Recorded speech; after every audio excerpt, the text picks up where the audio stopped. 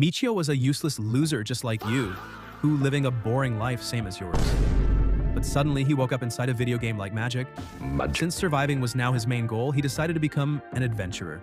Clear dungeons during the day, and make enough money to enjoy rest of his life so he can clap. Everything begins when Michio wakes up inside a random barn he's never seen before. The last thing he remembers is playing a VR game, so he assumes he's still inside it. Naturally, the first thing he does is grab his overpowered legendary weapon that can absorb health and mana like it's cheating. As he heads outside looking for quests, he spots a group of bandits attacking villagers. Without wasting time, Michio jumps in and catches the bandits off guard, helping the villagers defeat them. After the fight, the village chief Samara thanks Michio for saving everyone, and lets him collect the battle rewards. But while checking the loot, Michio realizes one of the items has been swapped out. Somebody clearly tried to steal from him. Samara promises to investigate and also offers him a place to stay for the night. Later, while resting, Michio tries every possible command he can think of to log out of the game, but nothing works. Then the system basically hits him with the worst news possible. He can't return to the real world. That realization completely destroys him. It means the bandits he killed earlier weren't just NPCs. They were real people in this world. Michio starts panicking and wondering if he's no different from the criminals he fought.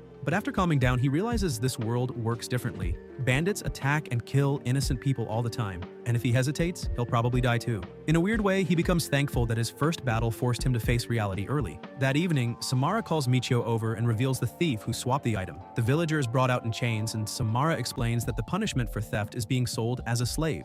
Half the money from the sale will go to Michio as compensation. Samara also hands over the identification cards taken from the dead bandits. Some of them have bounties on their heads, meaning Michio can claim extra reward money. To do that, he'll need to travel to Vale City, a large town near the village. The next day, Michio heads for the city. Along the way, he learns that brothels exist in this world, and suddenly this man starts speedrunning life goals. Once he arrives, he visits the bounty station to collect his reward money. After finishing there, he takes the captured thief to a slave trader named Alan. After the transaction, Alan tries convincing Michio to buy a slave of his own, explaining that many adventurers do it. At first, Michio feels uncomfortable with the whole idea, but the moment Alan mentions that female slaves can serve their masters in every possible way, Michio's brain instantly changes teams. Then Roxanne walks in to serve tea. The second Michio sees her, his thoughts completely disappear. Alan notices immediately and starts hyping her up like he's selling a limited edition character skin. He explains that Roxanne is a beautiful beast warrior who's useful both in combat and around the house. Alan keeps advertising her like a late-night shopping channel, saying she's strong, loyal, and extremely valuable. By the end of the speech, Michio is fully convinced he needs her in his life immediately. There's only one tiny problem. She costs an insane amount of money. Michio realizes he can't even come close to affording her. As he leaves, he runs into Roxanne again and feels disappointed he can't buy her. Seeing this, Alan gives him 5 days to somehow gather the money. The next morning, Michio checks all the money he currently has and calculates how much more he'll need. Earlier, Alan had explained the fastest ways to earn cash. Exploring labyrinths and selling monster drops can make money, but it's usually slow.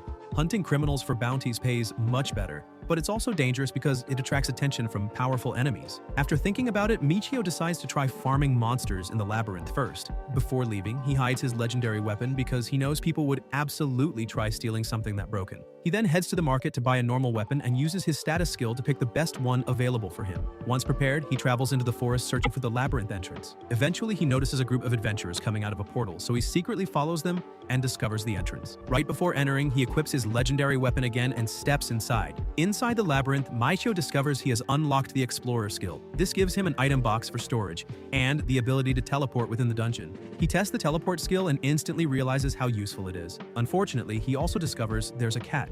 He can teleport around inside the labyrinth, but he can't use it to leave. Even trying to return to the entrance fails because the destinations are restricted. While figuring this out, a Needlewood monster suddenly attacks him. Michio immediately fights back and destroys it in a single hit. He quickly realizes his legendary weapon is carrying him harder than a max-level player in a beginner lobby. As he picks up the monster drops, another Needlewood appears. This time, Michio decides to test a skill called Overwhelming, which slows down enemies. The skill works perfectly and the monster struggles to move properly, but while using it, Michio suddenly feels weirdly lazy and unmotivated, almost like he's losing the will to fight altogether. After defeating the monster, he thinks back and realizes the same thing happened earlier when he used teleportation magic. He figures out that using spells drains his mana, and low mana seems to make him mentally exhausted and negative. Thankfully, his legendary weapon absorbs mana from enemies, helping him recover quickly. With this new information, Michio decides to avoid spamming magic until he becomes stronger. By evening, he leaves the labyrinth and heads to the guild to sell all the monster loot he collected. But after hearing the payout amount, he nearly dies inside. The reward is only a few gold coins. At this rate, buying Roxanne is going to take forever. Back at his lodging, Michio starts calculating how long it would take to earn enough money from the labyrinth.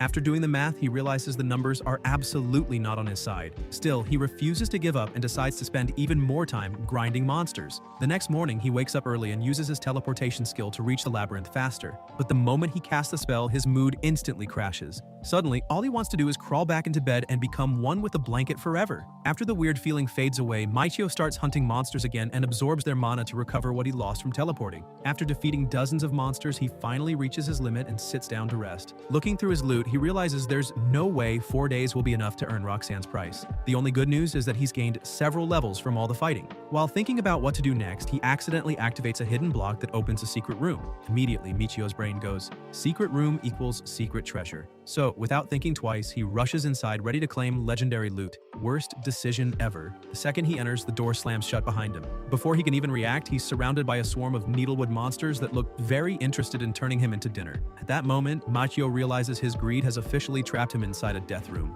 One monster attacks him from behind, but he barely ducks in time and counters with his legendary sword, cutting it down instantly. Another monster then smashes into him and sends him flying across the room. As he gets back up, Michio realizes one more hit like that might finish him for good. Panicking, he tries using his teleportation skill to escape. Nothing happens. That's when the horrifying truth hits him. The room won't let him leave. It's fight or become monster food. Another needlewood attacks, but this time Michio kills it quickly and absorbs its health using his weapon's ability, restoring the damage he took. Now back in fighting shape, he activates his overwhelming skill, slowing down all the monsters around him. Using the opening, he cuts down around 6 monsters in rapid succession before the skill wears off. As expected, the spell burns through his mana and leaves him exhausted. One of the monsters almost lands a deadly hit while he's weakened. Thinking fast, Michio realizes he needs to defeat enough enemies while the skill is active so his weapon can absorb enough mana to cancel out the drain. So he activates Overwhelming again and goes completely berserk, taking down several monsters one after another. This time, when the skill ends, he notices something important. He doesn't feel drained anymore. Before he can celebrate, the remaining monsters charge him all at once. Running on pure survival instincts, Michio fights back with everything he has left and eventually wipes them all out. After surviving the nightmare room,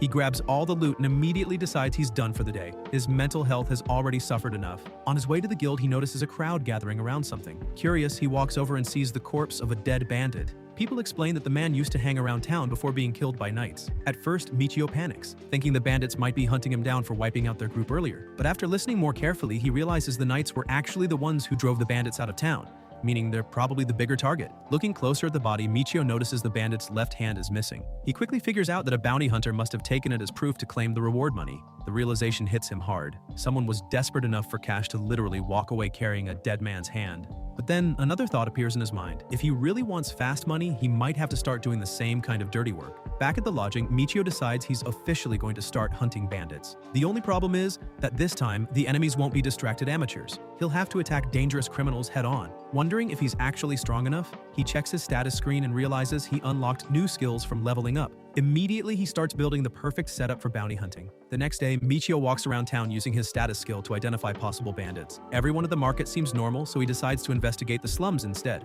Remembering the carriage driver's warning about dangerous areas nearby, he heads into a dark alley and activates teleportation. The moment he arrives in the slums, the smell nearly knocks him unconscious. His nose basically files a resignation letter on the spot. The area is filled with starving people and exhausted outcasts, but despite searching around, he can't find any bandits. As the smell becomes unbearable and almost makes him throw up, Michio instantly teleports out of there without a second thought. Back at the inn, he cleans himself up and notices something surprising. Using teleportation no longer drains him as badly as before. Thanks to all the levels he gained from the secret room battle, he's become much stronger. That night, Michio borrows a lantern from the innkeeper and quietly searches around town again. Since he still can't find any bandits, he eventually wanders into the red light district. So the place is packed with suspicious-looking men who definitely aren't working late. Meanwhile, girls of every type keep trying to grab attention, making it extremely difficult for Michio to stay focused on his mission. Still, he somehow resists the temptation and keeps searching. Then he finally spots someone suspicious, a rough-looking thug identified as a bandit. When the guy leaves the district, Michio quietly follows him through the streets until he reaches a hidden hideout inside the slums. There, Michio sees multiple bandits gathered together. He quickly uses teleportation to stay hidden nearby while secretly listening to their conversation. During the discussion, one of them mentions the name Hugo. The moment Michio hears that name, alarms start ringing in his head because Hugo was one of the bandits he killed back at the village. Now he realizes this gang is connected to the same group he fought earlier. or possibly part of the faction driven out by the Knights. The next day, Michio continues observing the red light district and notices a clear pattern. The businesses close early at night, and once they shut down, the bandits begin moving around freely. Each gang operates in its own territory and avoids stepping into rival areas to prevent conflict. After watching the same bandit from the previous night, Michio finally figures out the borders of their territory, and from that, he reaches an important conclusion. If he attacks one group quietly, the others probably won't interfere. With all that in mind, Michio heads back to his lodging, where the innkeeper offers him a free meal. While they talk, the innkeeper clears up the rumors about the bandits. Apparently, the gangs had a huge power struggle, and the losing faction got kicked out of town. The dead bandits showing up lately are the unlucky guys who stayed behind. Hearing this, Michio realizes something important. He's not the only one hunting bandits around town. That night, before falling asleep, Michio starts daydreaming about Roxanne again and imagining the future he wants with her. This man is fighting monsters by day and losing to imagination by night. The following evening, he gears up with his sword and the thief's bandana, then heads back to the slums with a proper plan. This time, instead of sneaking around, he walks straight up to one of the lookouts and shows him the bandana. He even offers a gold coin in exchange for information about Hugo. The lookout says Hugo is already dead, but when Michio asks for more details, the man tells him to wait outside. While the guy goes inside, Michio quietly studies the area and figures out where the rest of the gang is probably hiding. Eventually, the lookout returns and claims his boss is asleep, but invites Michio inside to wait. As they enter a room together, the bandit notices Michio's cheap-looking weapon and immediately underestimates him. Then he asks to inspect the bandana more closely. The moment Michio reaches for it, the bandit suddenly attacks. Unfortunately for him, Michio expected this from the start. After failing to land his attack, the bandit admits that Hugo was supposed to become the next leader before rival factions chased him out. Then the guy confidently warns Michio not to run because he plans to steal the bandana and sell it himself. Michio basically responds with, "Yeah, about that." Revealing this was all part of his setup, he tosses the bandana onto a candle, instantly darkening the room. Using the confusion, he stabs the bandit and finishes him off before taking the man's hand to access his intelligence card. After that, Michio quietly sneaks into the next room where the rest of the group is sleeping. One by one, he silently takes them down before they can react. But during the second attack, a small noise wakes up a female bandit nearby. Luckily, Michio reacts fast and defeats her before she can alert the others. The final bandit grabs a weapon and starts swinging wildly in panic. Instead of rushing in, Michio teleports out of the room and waits patiently. The second the bandit opens the door to call for help, Michio strikes immediately, takes him down and grabs his hand as proof. But by now, the noise outside suggests other people may have noticed something suspicious. Not wanting to risk everything, Michio quickly escapes with the collected proof and teleports straight to the labyrinth. While hiding there, he briefly thinks about how far he's fallen. A few days ago, he was just a gamer, and now he's silently hunting criminals in dark alleyways. Still, he convinces himself that this world plays by different rules, and surviving means adapting. Back in his room, Michio starts worrying that turning in multiple bounties at once might attract attention from the Knights, but leaving town to claim them somewhere else could also make him suspicious. Frustrated, he stops overthinking and eventually goes to sleep. The next day, he waits at the night station until he sees the same knight from before. Michio explains that bandits attacked him, and that he managed to defeat them. After checking the intelligence cards, the knight confirms that only 2 of the criminals actually had bounties on them. Still, the reward money is enough. The moment Michio counts the coins, he realizes he finally has enough money to buy Roxanne. Without wasting another second, he rushes straight to Alan's shop. Alan happily accepts the payment and brings Roxanne out. She thanks Michio for returning and quietly apologizes for doubting him earlier. Michio tells her it's fine, and she calmly stands beside him. Alan then finalizes the contract using their intelligence cards, officially making Michio her master. Afterward, he congratulates Michio for finally getting the girl he wanted. After leaving the shop together, Michio asks the innkeeper for a room for 2 people. The innkeeper, clearly understanding the assignment, gives them a larger room with 1 shared bed. When they enter the room, Michio notices Roxanne looks nervous. Trying to calm her down, he asks if he can touch her wolf ears. Once she agrees, he starts gently playing with them and nearly loses control when Roxanne shyly asks if she can call him master. After somehow regaining focus, Michio asks why there's only 1 bed. Roxanne reminds him that he agreed to the innkeeper's suggestion earlier. That's when Michio finally realizes what the innkeeper meant by double room, and internally thanks the universe. Wanting Roxanne to feel comfortable around him, Michio explains that he comes from a distant land and asks for her help, learning how to survive in the labyrinth. Roxanne confidently agrees, and he quickly notices she's actually very skilled when it comes to combat. Later, while unpacking, Michio notices Roxanne doesn't even have proper shoes. Feeling bad, he gives her his own pair. To his surprise, the shoes magically resize themselves to fit her perfectly. Roxanne thanks him sincerely and promises to treasure them. At that point, Michio's emotions completely take over, and he hugs her from behind, promising he won't abandon her. Roxanne tenses up at first, but eventually relaxes and quietly accepts his feelings. Later, they head to an equipment shop where Michio buys her a shield, battle gloves, and a cloak. He also gives her freedom to pick out some personal items for herself. That evening, when they return to the room, Michio asks Roxanne to sit with him. But instead of joining him on the bed, she starts sitting on the floor. Realizing she's probably used to harsh treatment from previous masters, Michio immediately tells her to sit beside him instead and promises not to treat her badly. Roxanne quietly accepts his kindness. Soon after, she notices his sword and starts maintaining it professionally. She explains that taking care of weapons is extremely important, and Michio realizes she's much more experienced in battle than he expected. While cleaning the equipment, Roxanne politely suggests that he should go eat first while she finishes her work. Completely failing to understand the hint, Michio insists they eat together instead. After she finishes maintaining the gear, they enjoy dinner together peacefully. Later that night, the innkeeper brings them warm water and cleaning supplies to freshen up after the long day. Roxanne gently helps wash Michio's back, and in return, he helps her wash her hair. As the night goes on, the two grow much closer and spend the evening bonding together. The next morning, Roxanne surprises Michio by greeting him affectionately, just like he asked her to the night before. Instantly, this man's brain stops functioning properly again. Still, he somehow manages to calm himself down by promising they'll spend more time together after the day's work is done. For now, Michio and Roxanne decide to focus on exploring the labyrinth together. As they prepare to leave the inn, Michio asks Roxanne how people add special skills to weapons and armor. Roxanne explains that most equipment already comes with built-in abilities, but Michio wants to know if skills can be added separately.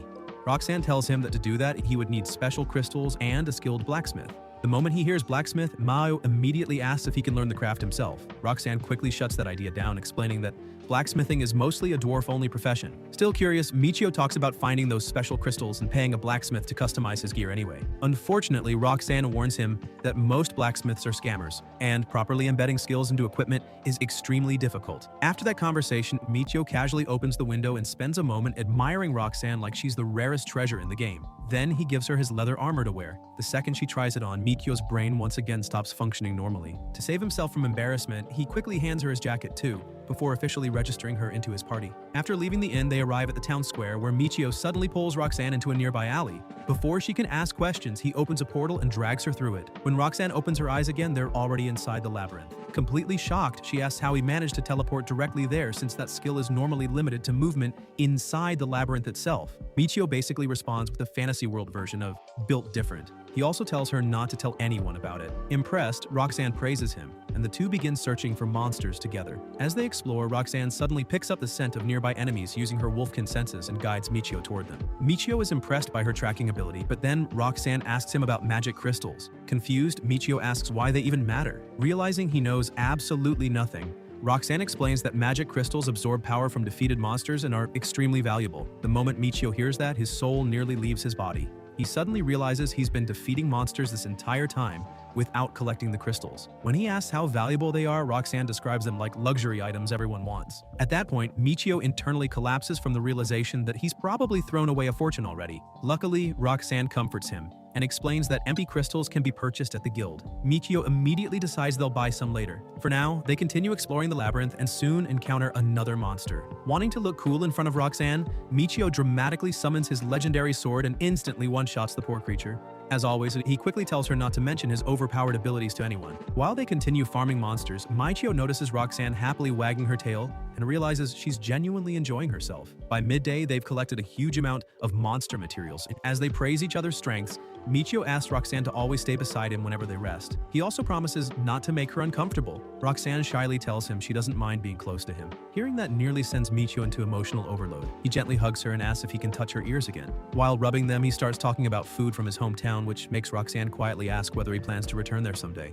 Seeing how worried she looks, Michio reassures her that he can't return anyway and promises he'll never abandon her. Later that evening, they head to the guild where Michio buys 2 empty magic crystals for Roxanne. She happily explains how the crystals change color depending on the number of monsters defeated. After 10 monsters, they turn red. After 100, they become purple. Michio then asks if there's a limit. Roxanne reveals that after defeating 1 million monsters, a crystal becomes white, though most adventurers only ever reach green or blue levels. The numbers alone nearly cause Michio's brain to overheat. To clear his head, he immediately heads back into the labyrinth with Roxanne. While fighting together, Roxanne points out that Michio is strong enough to challenge higher floors instead of farming weak enemies endlessly. She also explains that labyrinths are living structures that continue growing unless their floor bosses are defeated. That makes Michio wonder if there's a spell capable of defeating bosses quickly, and he starts considering becoming a mage. He checks his abilities and repeatedly tries using a spell during battle, but every attempt fails because he doesn't have enough mana. After defeating their 10th monster, Roxanne excitedly shows him that one of the crystals has turned red. Michio also learns something important. Only the person who lands the finishing blow receives the magic power reward. After discovering this, he activates a crystallization-related skill, allowing the crystal to level up much faster without needing as many kills. Soon, they successfully reach the purple crystal stage. Afterward, Michio unlocks party settings and checks Roxanne's skill tree. Curious, he asks whether she has any healing abilities. Roxanne explains that healing skills belong to priest and monk classes, and those jobs can only be unlocked by defeating monsters barehanded. Naturally, Michio immediately wants to test it. First, he lets Roxanne defeat a monster with her fists, but no healing job appears for him. Then he tries fighting with a weak sword himself, and almost gets beaten up by what is basically an angry walking tree. Meanwhile, Roxanne casually steps in and punches the monster like a professional fighter. Michio watches in complete amazement. Not wanting to look weak, he throws a punch himself but still doesn't unlock the skill. That's when he realizes Roxanne was technically the one who defeated the monster earlier, not him. So for the next battle, Michio asks Roxanne to hold the monster off while he lands the finishing hit himself. Using a weaker weapon, he fights several monsters successfully until one stubborn enemy refuses to go down. Seeing an opportunity, Michio removes his bonus equipment and pours all his stat points into strength. Then he charges directly at the monster. The creature smashes him right in the face, but Michio still lands a powerful punch that finally defeats it. Right afterward, he successfully unlocks the monk healing skill and uses it to heal his injuries. Feeling proud of himself, Michio promises Roxanne that from now on, he'll always be able to heal both of them whenever they get hurt. Later that evening, Michio and Roxanne relax together while talking about everything they've learned so far in the labyrinth. As they clean up and wind down for the night, the two continue growing closer and spend some quiet time together before going to sleep. The next day, they return to the labyrinth, where Roxanne explains that they're currently standing in the waiting room right outside the first-floor boss chamber. She tells Michio that the boss only appears once a party enters the room. Seeing how excited Roxanne looks, Michio asks if she's nervous. Roxanne confidently assures him that everything will be fine because she's with him, basically giving off full, "Don't worry, I got this" energy. Together, they step into the boss room. Roxanne also mentions that if they're lucky, they might even find equipment left behind by adventurers who lost against the boss earlier. Inside, Michio notices how small the arena is and starts nervously looking around, wondering where the monster will appear from. Suddenly, the floor boss appears, and it basically looks like the regular twig monsters after hitting the gym for 10 years straight. Roxanne immediately rushes forward like a pro fighter and slices through one of its vines.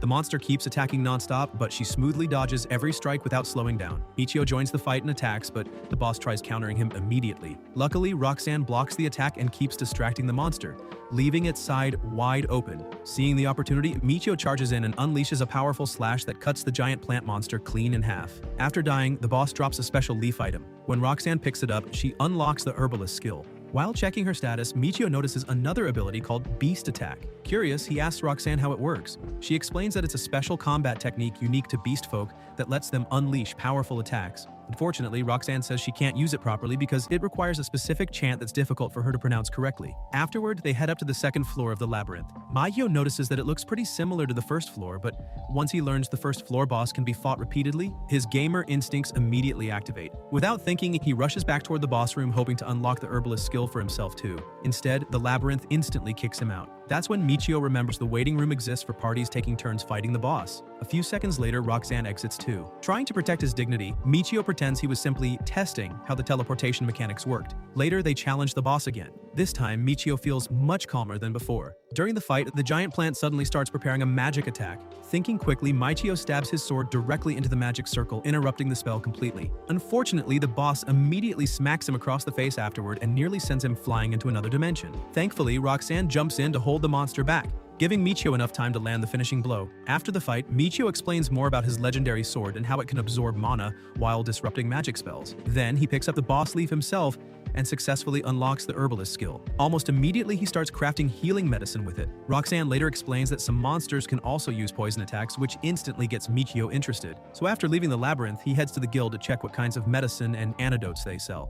While buying supplies, he notices the guild refuses to give him discounts, unlike the innkeeper and Alan. That's when Michio realizes his merchant skill has secretly been helping him calculate prices and negotiate deals more naturally this whole time. Since they still have time left in the day, Michio and Roxanne head back to the second floor. There, they discover the tree monsters now compared with giant bug monsters. Slightly creeped out, Michio decides to fight the tree enemy while Roxanne handles the insect. As expected, he destroys the tree monster quickly before helping Roxanne finish off the bug too. After collecting the loot, Michio learns that enemy numbers numbers increase according to powers of 2 as the labyrinth gets deeper. After doing the math, he realizes that by level 32, they could end up fighting massive groups of monsters at once. As they continue exploring, they run into 2 giant caterpillar monsters and attempt to ambush them. Unfortunately, one of the green caterpillars uses magic to trap Michio before lunging at him. Michio manages to stop it with his foot before instantly smashing it apart with a single strike. After that encounter, the two decide that green caterpillars need to become top priority targets whenever they appear. Later that evening, while heading home, Michio starts wondering how they'll survive if they ever encounter huge groups of those magic-using caterpillars. Since they currently lack proper area attacks, he briefly considers avoiding difficult fights altogether by exploring different labyrinths instead. But then he realizes constantly running from challenges won't help him grow stronger. As they continue walking through town, Michio suddenly stops and quietly pins Roxanne against a wall. He tells her not to turn around and instead look carefully ahead. When she does, she notices a suspicious man hiding in an alley while watching Alan's slave house. Using his identification skill, Michio confirms the man is a bandit. Later, he visits Alan and warns him about the suspicious person. At first, Alan doesn't take it seriously until Roxanne confirms the man was definitely a bandit. Surprised, Alan asks how they could identify criminals so easily. Michio vaguely explains that he learned the skill while earning money to buy Roxanne. After thinking it over, Alan realizes the bandits are probably connected to the criminal Michio previously captured and sold. Apparently, when Alan tried selling that former bandit to buyers earlier, one of the visitors questioned the slave extensively. From that, they conclude the gangs are connected and may be planning to attack the slave house. Despite the danger, Alan stays calm and explains that he already has guards protecting the building. Since Michio already gave the warning, he prepares to leave. However, Roxanne has become attached to the place because of one of the kind women working there, so she looks worried. Seeing that, Michio changes his mind and offers to work as a bodyguard for the night. Alan immediately agrees to the deal. He then shows Michio and Roxanne a hidden entrance they can use to move in and out safely. After leaving, Roxanne apologizes for speaking up earlier, but Michio tells her not to worry because her problems are his problems too. Around midnight, Roxanne wakes Michio up and reminds him it's time to prepare for the possible attack. Without wasting time, Michio gets ready for battle. He's surprised when Roxanne insists on fighting beside him too. Knowing he can't stop her, Michio takes her along but tells her to stay far behind the front lines if things become dangerous. Once they arrive at the house, Roxanne joins the guards in waiting silently for the bandits to make their move. She soon notices the front door has been opened. Alan explains that guards are protecting the slaves downstairs while everyone unable to fight has been moved safely to the second floor. Roxanne and Michio are assigned to protect the people inside the slave house while the guards prepare for a possible attack. As they keep watch, Michio suddenly notices the spy among the bandits trying to sneak away into another room. Immediately, he follows after him. While chasing the man, Michio quickly scrolls through his available spells before deciding to use one called Equivalent Exchange. Sneaking into the room, he assumes he has way more health and mana than the spy, so the spell should work in his favor. Big mistake. The moment he activates the skill, Michio nearly collapses on the spot. Roxanne hears someone hit the floor and rushes into the room, only to find Michio barely conscious. Meanwhile, the spy has been completely destroyed by the spell, leaving behind an absolutely horrifying scene. Seeing the result, Michio realizes just how dangerous and reckless that spell really is. A little later, Alan arrives and sees the body on the floor. He assumes the bandit must have used some kind of self-destruct item during the fight. Thankful that everyone is safe, Alan pays Michio for helping protect the building. On the way back, Michio walks around looking completely exhausted, like a zombie running on 1% battery. Roxanne apologizes, thinking her concerns were the reason he pushed himself that far. To recover, Michio uses door crossing to teleport straight into the labyrinth so he can absorb mana from monsters again. Unfortunately, using teleportation while already low on mana nearly makes him pass out. Still, he forces himself to defeat several twig monsters until his magic power finally recovers. During all this, he unlocks the mage class. Excited, Michio checks the skill tree and discovers he now has access to all 4 elemental attributes. Curious, he asks Roxanne how mages normally use elemental magic.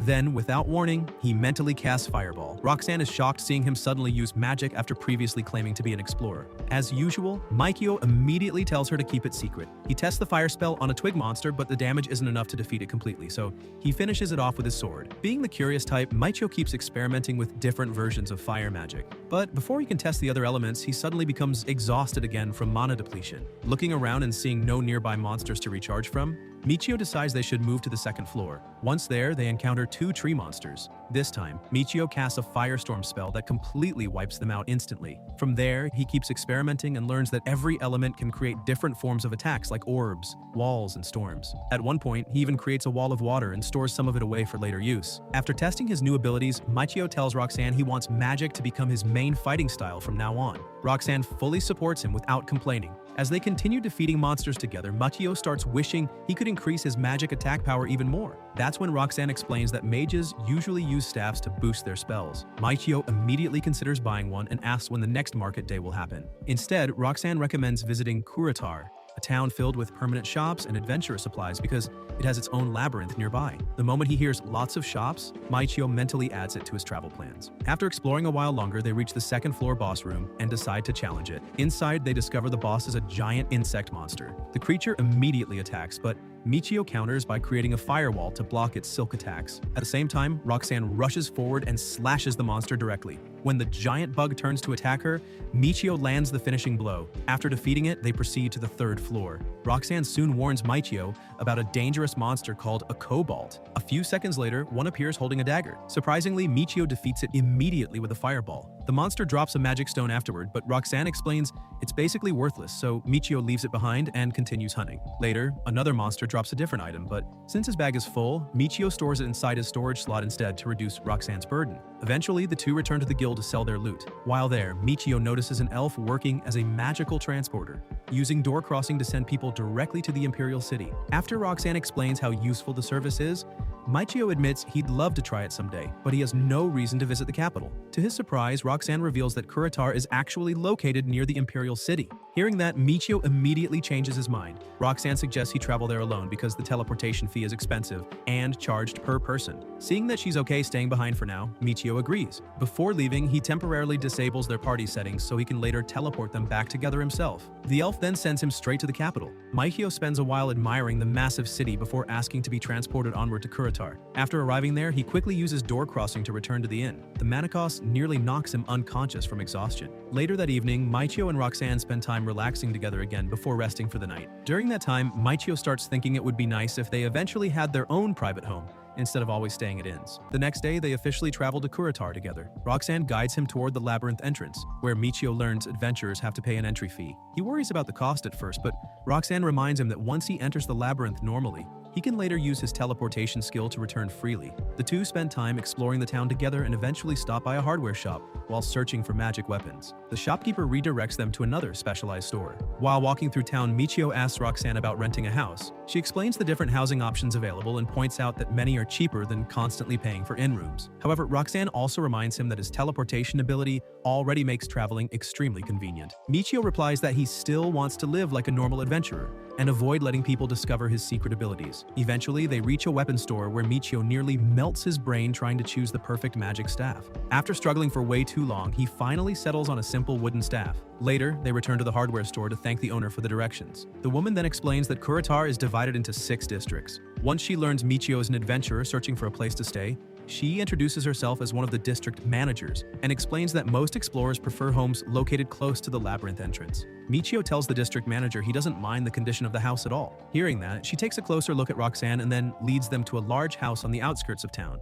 The place isn't perfect, but it's spacious and decent enough to live in. While discussing the property, Michio and Roxanne basically start playing good cop and bad cop until they convince the woman to throw in some seeds for farming too. As they continue inspecting the house, Michio sneaks upstairs, temporarily disables the party settings, and secretly tests door crossing between the house and other locations to see how convenient teleporting there will be. After confirming it works perfectly, he returns downstairs and agrees to buy the house. Soon after, they finish the paperwork, and the reality of finally owning a home starts sinking in for Michio. When they begin moving in, the district manager tries aggressively selling them cooking tools and household supplies. Roxanne immediately steps in and negotiates discounts like a professional merchant, eventually forcing the woman to lower her prices. Afterward, Michio and Roxanne head out to buy more things for the house, including furniture.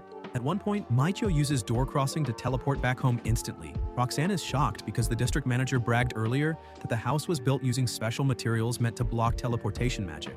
Meanwhile, Michio casually ignores the laws of reality again and acts like it's no big deal. Soon after, he drags Roxanne to the labyrinth so he can finally test the magic wand he bought. The moment he spots a monster, he fires off 3 fireballs and completely burns it to ashes. Later that evening, they return to the inn for what will be their final night there. Michio starts feeling nostalgic as he remembers how his entire adventure began at that inn, and realizes how far he's come since arriving in this world. After the innkeeper brings water and cleaning supplies, Michio and Roxanne relax together and spend a peaceful final night there before going to sleep. The next morning, they take one last look around the room. Roxanne quietly comments that this was the place where Michio first started caring for her, and she believes he'll continue doing so no matter where they live. Her words hit Michio right in the feelings. Trying to keep himself together, he decides not to get distracted and instead heads downstairs with her. After returning the room key, the innkeeper jokes that he would have given Michio a free lantern if he had known it was their last night there. Later that day, Michio and Roxanne officially move into their new home. Michio creates water using magic so Roxanne can clean the place properly. While she works, Michio visits Kurotar's labyrinth and pays the silver coin entrance fee. Inside, he notices the labyrinth looks very similar to the one in Vale,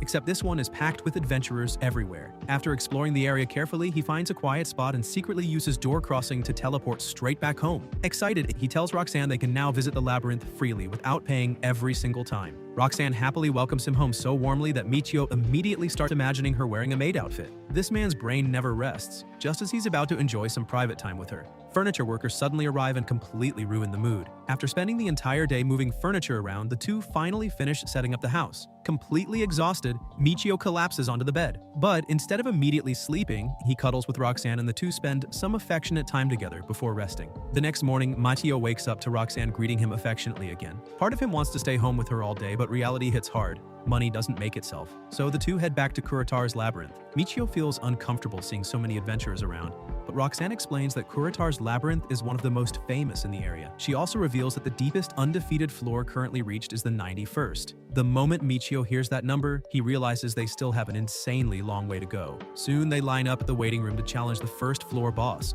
When it's finally their turn, they enter the room and discover the boss is a cobalt monster. Roxanne charges at it immediately, but the monster blocks her attack and tries counterattacking. Luckily, its movements are slow and predictable, so Roxanne easily handles it while Michio casually walks up and defeats it in a single strike. As they continue climbing floors, Roxanne encourages Michio to use magic more openly despite the crowds, since many of the enemies are weak anyway. Still not liking the attention, Michio immediately opens a portal and teleports back home instead. Back at the house, Roxanne remembers the district manager promised them seeds for farming. She tells Michio to rest while she visits the woman alone, but Michio insists on going with her after they eat. After finishing their meal, they head to the manager's shop together. The woman happily greets them and goes to fetch the seeds. While waiting, Michio checks out some gardening tools. Roxanne says buying them would be unnecessary because she can just work with her hands instead.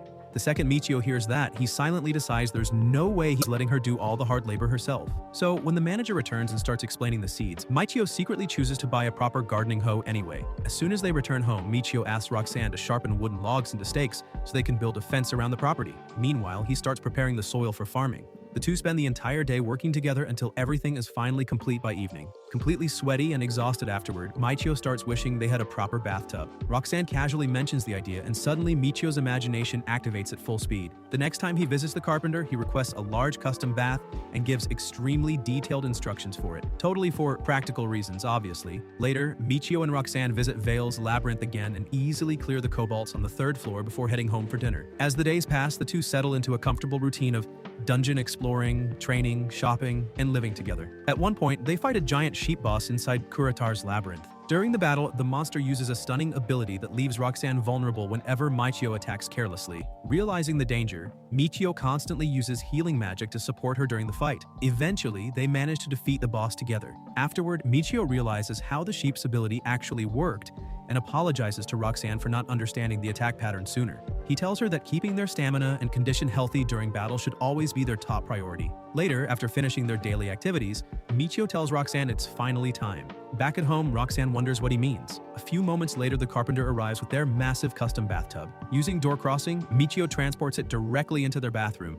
Then he proudly explains how it works. He starts filling it by creating huge walls of water with magic before heating it using fire spells. Little by little, the giant bath slowly fills up, and Michio looks way too proud of himself for inventing magical indoor plumbing. Later, Michio finally gets into the huge bathtub he made and enjoys a relaxing soak. After settling in, he invites Roxanne to join him. At first, she acts a little shy about it, but after Michio asks a few questions, she admits she actually wants to join him too. So she climbs into the bath, and the two relax together in the warm water. Now it's time to wrap up the story. Thank you for watching. Don't forget to subscribe.